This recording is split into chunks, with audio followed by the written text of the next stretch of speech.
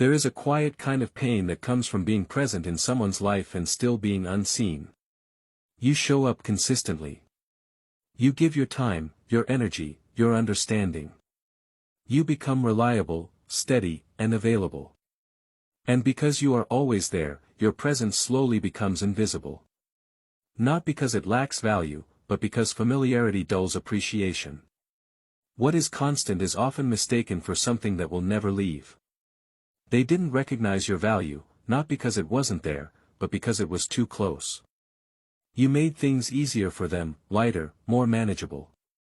You filled the gaps they didn't want to face. You absorbed their chaos, their uncertainty, their emotional weight. And over time, they stopped seeing your effort as a choice and began treating it like an obligation. What you gave freely was consumed casually. You weren't loud about your sacrifices.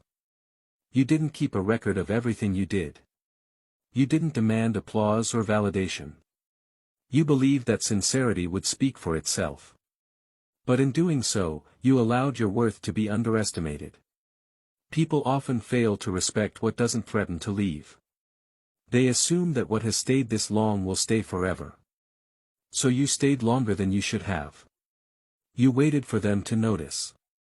You hoped for growth, for awareness, for a moment when they would finally see you not as convenience, but as contribution. You explained yourself in softer words. You gave second chances wrapped in patience. You reduced your needs so they wouldn't feel overwhelmed.